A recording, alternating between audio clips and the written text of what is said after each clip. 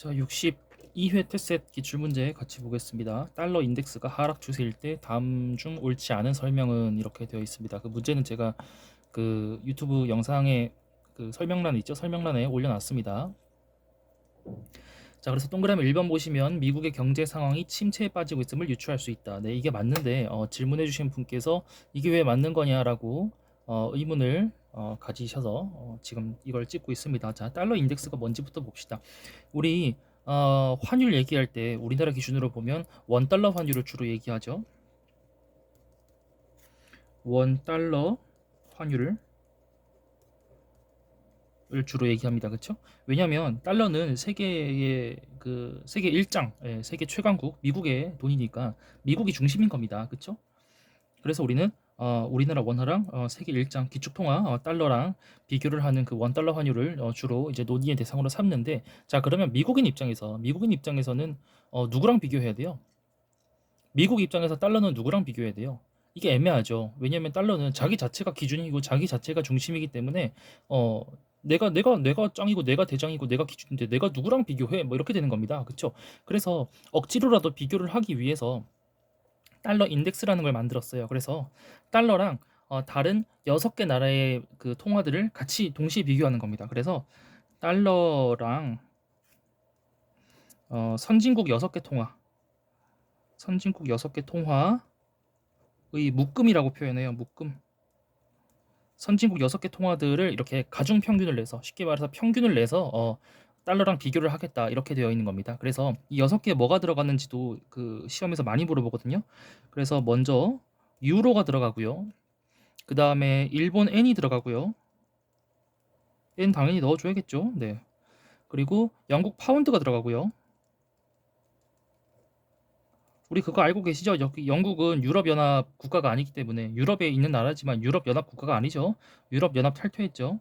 그래서 영국은 파운드라는 독자 통화를 따로 쓰고 있는 겁니다. 유로는 유럽 전체의 통화인 것이고 영국은 파운드를 따로 쓰고 있습니다. 영국이 유럽연합을 몇 년 전에 탈퇴했잖아요. 2년 전인가 3년 전인가? 예, 그때 탈퇴했잖아요. 탈퇴하기 전부터 영국은 파운드화를 독자 통화를 쓰고 있었습니다.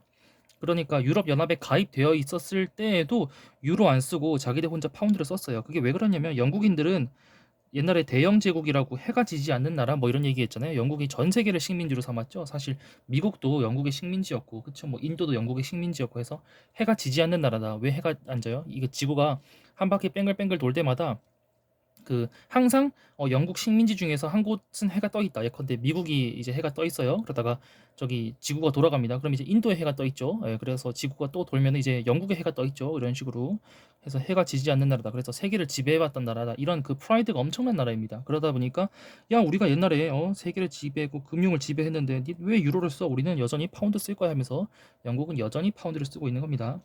유럽연합 가입국이었을 때에도 파운드를 썼고 지금 유럽연합을 탈퇴했죠. 탈퇴한 지금도 파운드를 쓰고 있고, anyway, 그래서 사족이 길었습니다.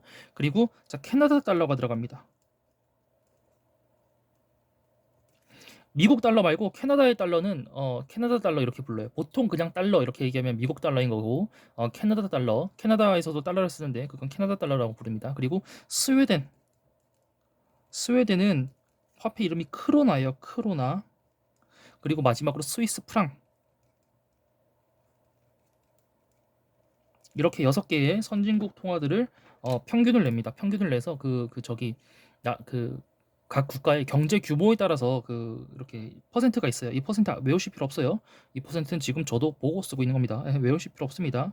그래서 얘가 뭐 57.6%, 13.6%, 얘가 11.9%, 캐나다 달러가 9.1%, 스웨덴 크로나 4.2%, 그리고 스위스 프랑이 3.6%, 이렇게 비중치를 넣어서, 그러니까 6개라고 6분의 1씩 하는 게 아니라 이렇게 나라의 경제의 사이즈, 그 경제 규모에 따라서 이렇게 퍼센트를 넣어가지고 6개 통화의 묶음이랑 미국 달러랑 비교를 한다, 이런 겁니다. 자, 그래서 시험 문제에 뭐가 많이 등장하냐면요, 이 6개 통화 묶음에 들어가지 않는 것은 이렇게 엄청 많이 물어봐요. 그래서 대부분은 답이 중국 위안화로 답이 나옵니다. 중국 위안화 여기 없죠? 예, 중국이 세계 2장이긴 하지만 저기 여기 안 넣는 겁니다. 그래서 대부분 답은 중국 위안화니까 중국 위안화 안 들어가는 가는구나 이렇게 어, 외워두시고, 혹시라도 러시아 루블화가 나올 수도 있습니다. 러시아 루블라도 여기 없죠? 그래서 이렇게 많이 물어본다. 6개 통화 중에 들어가지 않는 것은 하면 위안화, 루브라가 보통 답으로 나오니까 이렇게 고르시고요. 자, 그래서 6개 통화 묶음에 비해서 지금 달러 인덱스가 떨어지고 있다. 그런 뜻입니다. 그 얘기는 미국 달러가 지금 안 좋다. 그래서 동그라미 1번 보시면 미국의 경제 상황이 침체에 빠지고 있음을 유추할 수 있다. 이게 맞는 말입니다. 왜냐하면 우리 직관으로 갑시다. 우리 항상 경제를 공부할 때 너무 어렵게 생각하니까 머리 터지는 건데 직관으로 갑시다. 직관으로. 그러면 미국 달러 가치가 왜 떨어지고 있는 거예요? 미국 달러가 왜 바보가 됐어요? 미국이 바보가 됐으니까. 미국이 경제가 안 좋으니까 미국 달러 가치가 떨어지는 겁니다. 직관으로 가시는 거예요. 자, 한국도 마찬가지예요. 한국 경제가 안 좋아요. 한국 경제가 박살났어요. 그러면 한국 원화 가치는 떨어지는 겁니다. 한국이 바보가 됐으니까 한국이 쓰고 있는 돈도 바보가 되는 거예요. 마찬가지로 미국이 바보가 되고 있으니까 미국의 돈, 달러도 가치가 떨어지는 겁니다. 뭐 달러도 바보가 되는 겁니다. 그래서 동그라미 1번은 맞고요. 질문해 주신 분께서 이렇게 말씀하셨어요. 자, 달러 인덱스가 하락하면 달러 가치 하락하는 것이고 통화량은 증가하는 것인데 왜 침체가 맞는 건가요? 우리나라에서 금리 내리고 통화량 많아지면 호황이라고 하잖아요. 자, 이거 선후 관계를 항상 잘 보셔야 돼요. 왜 금리를 내리겠어요? 경기가 안 좋으니까 금리를 내리는 겁니다. 그러니까 순서가 이렇게 돼요. 경기가 나빠, 불황. 그러면 경기가 불황인 거죠. 그러면 중앙은행이 우리나라로 치면 한국은행이 확장적인 금융 정책을 하는 거죠. 또는 확장적인 통화 정책을 하는 거죠. 금융 정책이랑 통화 정책은 같은 말이니까. 그렇게 하면 경기가 앞으로 좋아진다. 경기 좋아져. 이런 플로우인 겁니다. 경기가 나쁘니까 확장적 금융 정책을 펴는 거죠. 그래서 이 항상 순서를 잘 보셔야 돼요. 그래서 금리 내리고 통화량 많아지면 호황이다. 이렇게 그냥 단순하게만 외우면 안 되고요. 경기가 나빠지면 확장적 금융 정책을 펴서 그게 효과를 발휘한다면 경기가 좋아진다. 경기가 개선되어서 결국엔 경기가 호황 상태까지 갈 수 있다. 이렇게 이 순서대로 가셔야 돼요. 원인과 결과를 항상 잘 따지셔야 됩니다. 원인과 결과. 그럼 얘가 또 원인이라고 보면 원인과 결과 이렇게 되는 거죠. 그래서 동그라미 1번은 맞습니다. 우리 직관으로 갑시다. 그리고 동그라미 2번 다른 조건이 일정하다면 국제 금 가격은 강세를 띨 것이다. 이것도 맞는데요. 왜냐하면 자, 안전자산이라는 개념이 있습니다. 안전자산. 뭔 말이냐면 경기가 박살이 나요. 경기가 안 좋아. 예컨대 세계 경제가 침체가 돼요. 그쵸? 그러면 주식 시장도 박살나고 부동산 시장도 박살나고 이런 식으로 여러 가지 자산들의 가치가 박살이 날 거 아니겠습니까? 그럴 때 투자자들이 이렇게 경기가 안 좋을 때 이건 그래도 박살나지 않을 거야라고 경기가 안 좋을 때 이런 자산들은 가격이 방어가 될 거야. 가격이 떨어지지 않을 거야. 안전할 거야라고 해서 투자하는 그런 자산들을 안전자산이라고 해요. 안전자산 이해되시죠? 자, 그래서 안전자산들은 종류가 뭐가 있냐면 미달러. 당연하죠. 세계 일장 나라의 저기 돈이니까 그거 말고 또 미국 국채가 있습니다. 국채라는 건 나라에서 돈을 빌리고 그 대가로 발행한 어떤 증권이죠. 그래서 미국 국채란 얘기는 미국이 발행한 국채인 것이고 다시 말해서 미국이 돈을 빌리고 나중에 이렇게 돈 갚을게요라고 발행한 증서입니다. 이해되시죠? 그러면 미국 국채라는 건 미국 국채를 들고 있으면 앞으로 미국이 나한테 이렇게 앞으로 이자랑 원금을 갚을 거예요. 그렇죠? 그럼 미국 국채는 언제 망하겠어요? 미국이 돈을 못 갚아야 될 때 미국 국채 가치가 박살이 나는 겁니다. 맞죠? 그런데 미국이 돈을 못 갚는 경우는 어떤 경우예요? 미국이 망하는 경우죠. 그런데 미국이 망하는 경우는 아마도 일어나지 않을 테니까 세계 일장이 망할 가능성은 거의 없으니까 그래서 미국 국채도 안전 자산입니다. 그거 말고 우리 전통적인 최고의 자산. 미쳤어. 왜 달러를 또 쓰고 있지? 달러가 아니고 금이죠, 금. 예. 고대로부터 인간은 금을 좋아했습니다. 반짝반짝 이쁘고요. 그리고 금은 산업용으로도 가치가 많죠. 네, 여러 가지 기계에도 비싼 기계에도 금이 들어가고요. 뭐 저도 이제 문돌이라 잘 모르지만, 그쵸? 뭐 기계에 뭐 이렇게 뭐 소자가 어쩌고 저쩌고 뭐 이런 거 할 때 금 조금씩 들어간다고 하잖아요. 하다못해 이빨 떼울 때도 금 씁니다. 그러니까 금은 그 심미적 가치, 그 이쁘기도 하고요. 보석으로서 반짝반짝 가치도 있고요. 그거 말고 산업용으로도 가치가 있습니다. 그래서 금은 항상 안전자산이고 여기다가 굳이 한 개를 더 끼워 넣자면 일본 엔화를 넣어줘요. 엔화. 미국 달러보다는 못하죠. 미 달러보다는 못하지만 그래도 엔화, 일본 세계 2장이었습니다. 지금 중국한테 밀려서 세계 3장 되어 있지만 세계 2장이었습니다. 그렇죠. 그래서 일본 엔화 안전자산 맞습니다. 그리고 저기 어, 여기 달러 인덱스도 보시면 일본 엔 하나 들어가는데 중국 위안은 안 들어가잖아요. 왜 그러냐면 중국은 등치는 엄청 커요. 얘네 인구 14억이잖아요. 그쵸? 인구 14억이잖아요. 근데 일본이 2억이 안 되나? 일본 인구가 갑자기 궁금해졌습니다. 얼른 검색을 해볼게요. 1억에서 2억 사이인데 1억 얼만데? 일본 인구 1억 2천만 명이군요. 1억 2천만 명. 네, 그래서 일본은 1.2억이에요. 그쵸? 그래서 우리 경제 전체 사이즈, 그러니까 GDP 사이즈는 당연히 중국이 더 큽니다. 일본보다. 그래서 지금 중국이 세계 2장이 된 건데 1인당 GDP, 1인당 GDP, 1인당 GDP는 일본이 한참 앞서요. 예, 중국은 1인당 GDP로 따지면 아직도 개발도상국입니다. 그래서 저기 중국을 아직 여러 그 분류 체계에서 선진국으로 분류를 안 해주는 거예요. 1인당 GDP는 아직 낮아요. 그러니까 중국인 한 명 한 명은 아직 못 살고 있는 거예요. 개도국 수준밖에 안 돼요. 근데 인구가 너무 크기 때문에 그런 겁니다. 너무 많기 때문에. 반대로 일본은 경제 전체 사이즈는 세계 3장이지만 GDP는 세계 3위이지만 인구가 중국에 비해서 한참 작죠. 1.2억이기 때문에 일본은 아주 선진국입니다. 그래서 일본 엔화는 여전히 들어간다. 자, 그래서 이런 관계가 있어요. 자, 그러면 이제 투자자들은 경기가 안 좋을 때 미 달러나 미 국채나 금화나 엔화나 여기 중에서 이제 하나를 고를 텐데 지금 달러화 가치가 떨어지고 있다고 하잖아요. 달러화 가치가. 그러면 그 반대급부로 금 가치가 올라갑니다. 사람들이 안전자산을 찾을 때 저거 달러 저거 바보 되네. 그러면 다른 안전자산 사야겠다. 금 사야겠다라고 하면서 보통 둘이 반대로 가요. 보통 둘이 반대로 가요. 그래서 달러 가치 빠질 때 금 가치는 오를 것이다. 금 가격은 강세를 띨 것이다. 그래서 동그라미 2번 맞고요. 자, 그리고 동그라미 3번, 4번, 5번 이게 이제 빡센데 4번부터 봅시다. 미국에 투자한 투자자는 환차손을 볼 수 있다. 자, 이 원달러 환율이 언제 올라가요? 원달러 환율이 올라가는 경우는 자, 원달러 환율은 달러의 가격이에요. 달러의 가격. 우리나라 돈 기준으로 본 달러의 가격이라고요. 그러면 원달러 환율이 올라간다는 얘기는 달러 가격이 달러 가치로 갑시다.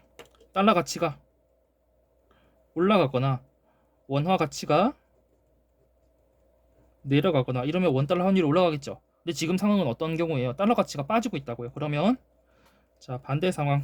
달러 가치는 빠지고 있고 그럼 상대적으로 달러가 빠지고 있으니까 상대적으로 원화 가치는 오르고 있다 이렇게 볼 수 있겠죠. 그 얘기는 지금은 원달러 환율 기준으로는 원달러 환율이 하락하는 경우입니다. 원달러 환율이 하락하는 경우에요. 그쵸? 자, 그럼 동그라미 4번 보시면 미국에 투자한 투자자는 환차손을 볼 수 있다. 뭔 말이냐면 자, 어떤 한국인이 있어요. 누구라 할까? 손흥민이라고 합시다. 손흥민이 미국에 투자를 해요. 그래서 자, 원래 저기 달러 가치가 1달러에 1,000원이었다고 해봐요. 그래서 이 사람은 이 손흥민은 1,000원을 주고 1달러 산 다음에 그걸 미국에 투자한 겁니다. 그쵸? 그래서 이 1달러가 뭐 저기 2배가 됐다고 해봅시다. 아니다. 2배가 되면 너무 극단적이다. 자, 1달러를 미국에다가 은행에다가 맡겨놨어요. 그래서 미국에서 이자를 10%를 줬네. 그래서 1.1달러가 됐습니다. 그쵸? 그럼 1.1달러를 다시 한국으로 환전을 해야 되는데, 맞죠? 한국 돈으로 환전을 해야 되는데 원래 1달러에 1,000원이었기 때문에 이게 그대로 유지가 된다면 이건 이제 1,100원이 되죠. 원화 기준으로 1,100원이 되죠. 그쵸? 달러가 1달러에 1,000원이 유지가 된다면. 근데 1,000원이 유지가 안 되는 상황입니다. 지금 원달러 환율이 떨어져요. 그쵸? 그래서 예컨대 1달러에 500원이 됐다고 합시다. 1달러에 500원. 이제는 1달러에 500원이에요. 왜 1달러에 500원이겠어요? 달러 가치가 떨어졌기 때문에. 옛날에는 그 달러, 1달러라는 종이 쪼가리, 1달러라는 그 미국 대머리 아저씨 그려져 있는 종이 쪼가리 있죠. 그 종이 쪼가리 사는데 1,000원 내면 1,000원 냈어야 되는데 그 종이 쪼가리 가치가 떨어지고 있기 때문에 지금은 500원만 내도 그 종이 쪼가리를 살 수 있는 겁니다. 그쵸? 그럼 이제 1.1달러는 하나로는 얼마냐? 550원이에요. 550원이요. 자, 달러 가치가 1달러가 1,000원이 유지됐으면 1,100원을 벌었을 텐데 1달러가 500원이 됐기 때문에 자, 1.1달러를 미국에서 벌었죠. 미국에서 벌어서 그걸 다시 한국으로 들어와서 환전을 하니까 550원밖에 안 되더라는 겁니다. 손해를 엄청나게 극심하게 봤죠. 이런 걸 환차손이라고 해요. 환차손. 미국에서 1달러를 미국 은행에다가 예금을 해서 1.1달러를 벌어오면 뭐합니까? 미국에서 지금 이자율 10%였죠. 미국에서 10%였죠. 미국에서 10% 이자를 먹으면 뭐 합니까? 예, 지금 이렇게 환차손 저기 환율이 이렇게 환율이 박살이 난 게 아니죠 이건. 예, 저기 1달러에 500원이 됐기 때문에 그 원화로 다시 환전을 하니까 550원밖에 안 되더라. 1달러 1.1달러가 550원이 되는 건 1.1 곱하기 500 하면 되는 겁니다. 1.1 곱하기 500 하면 550원이 되죠. 그래서 환차손이 발생을 합니다. 그래서 미국에 투자한 투자자는 환차손을 볼 수 있다. 그래서 동그라미 4번 맞고요. 항상 환차손이 발생하는 건 아니에요. 항상 환차손이 제가 지금 숫자를 극적으로 줘서 그렇지 예컨대 1달러에 990원으로 빠졌다고 합시다. 1달러에 990원으로 빠지면 자 1.1달러 곱하기 1.1달러 곱하기 990원 해보세요. 그러면 1.1 곱하기 990원 하면 원래 1달러에 999원으로 갑시다. 아이씨, 마음에 안 들어. 그러니까 자 이렇게 갑시다. 항상 발생하지 않는다는 걸 숫자로 보여드리고 싶은데 지금 숫자가 마음에 안 들어서 그래요. 자, 미국 이자율이 미쳤어. 와, 미쳐 돌아갔어. 미국에서 30% 줘. 이렇게 칩시다. 그러면 미국의 미국 은행에다가 돈 맡겨놓으면 1.3달러로 주죠. 그쵸? 1.3달러로 줍니다. 근데 1.3달러인데 1달러에 990원이라고 치면 1.3 곱하기 990 하면 와, 1287원이나 되네. 1287원이나 되네. 예, 좋죠. 예. 아주 돈 많이 벌었죠. 1100원부터 많이 벌었죠. 그래서 환차손이 발생을 안 할 수도 있습니다. 그래서 미국에서 몇 퍼센트 벌었냐랑 환율이 얼마나 변했냐 그 비율에 따라서 환차손이 발생을 할 수도 있고 안 할 수도 있는데 지금 동그라미 4번의 포인트는 발생을 할 수도 있다는 겁니다. 그래서 이렇게 환차손이 발생을 할 수도 있으니까 동그라미 4번은 맞고요. 자, 미국의 수입 물가는 상승할 것이다. 그리고 이제 3번이랑 5번이 이제 문제인 것인데 수출이랑 수입 어떻게 변할 것인가 묻고 있잖아요. 그렇죠? 자, 그러면 우리나라 입장에서 생각합시다. 우리나라 입장에서 먼저 생각해요. 우리나라 입장에서 원달러 환율이 올라가면 달러 가치가 올라가고 원화 가치는 빠지는 경우에 원달러 환율이 올라가는데 이렇게 되면 어떻게 돼요? 수출 가격이 하락해서 수출품 가격이 하락해서 수출이 늘어나고요. 그렇죠? 그리고 수입품 가격은 올라가서 수입이 줄어들죠. 그쵸. 우리 이런 건 연습 많이 했죠. 네, 원달러 환율이 올라가면 수출품 가격은 빠지고 수입품 가격이 올라간다. 그래서 수출이 늘고 수입이 줄어서 경상수지가 개선된다. 이런 거 많이 배우셨죠? 이렇게 잡아놓고 미국 입장으로 바꾸세요. 미국 입장으로. 자, 지금 우리나라 기준으로 환율이 올라갈 때 이렇게 되는 건데 우리나라 기준으로 달러 가치가 올라가고 원화 가치가 빠질 때인데 지금 자 미국 기준으로 보는 겁니다. 미국 기준으로. 그럼 미국 기준으로 자기네 통화 가치가 빠지는 거죠. 지금 이게 우리나라 기준으로 봤을 때는 원화 가치가 빠진다, 자기네 나라 통화 가치가 빠진다, 우리나라 통화 가치가 빠진다 입니다. 맞죠? 자, 그런데 미국 기준으로 지금 달러 가치가 빠진다죠. 그쵸? 그러니까 지금 미국은 이 상황에 놓여 있는 겁니다. 미국은 제가 말씀드리고 싶은 건 이 상황일 거냐, 미국 입장에서 이 상황일 거냐, 이 상황일 거냐 있는 것인데 위의 상황이란 얘기예요. 우리나라 기준으로 봤을 때 원화 가치가 빠진다. 그럼 이렇게 돼. 그럼 미국 입장에서 지금 미국에서 달러가 빠지고 있죠. 달러 가치가 빠지니까 이렇게 되겠죠. 그쵸? 밑에 상황이 아니란 겁니다. 미국 입장에서. 자, 우리나라 입장에서 여기를 봅시다. 우리나라 입장에서 원화 가치가 올라가면 수출 가격은 올라가고 수입 가격은 빠져서 수출이 줄고 수입이 늘어날 거야. 그쵸? 그럼 이걸 이제 미국인 입장에서 보는 거예요. 이건 우리나라 가치였죠. 미국 가치 달러 가치가 올라가면 미국의 수출이 줄어들고 수입이 늘어날 거야 라고 볼 수 있는 것인데 지금 그래서 우리는 달러 가치가 올라가는 상황이에요, 내려가는 상황이에요? 내려가는 상황이니까 이 상황이 아니고 이 상황이라는 겁니다. 그쵸? 자, 그래서 동그라미 5번 보시면 미국의 수입 물가는 상승하겠죠. 수입 가격이 올라가니까. 그리고 동그라미 3번 미국 소재지의 수출 기업들은 가격 경쟁력이 강화됩니다. 자, 미국 소재지 수출 기업이니까 미국 기업이란 얘기예요. 미국 기업들. 그쵸? 미국 뭐 예를 들어서 뭐 인텔이다. 그쵸? 애플이다.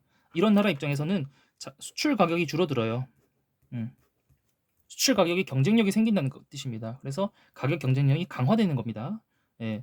내가 파는 걸 남들 입장에서 싸게 본다는 얘기예요. 이게.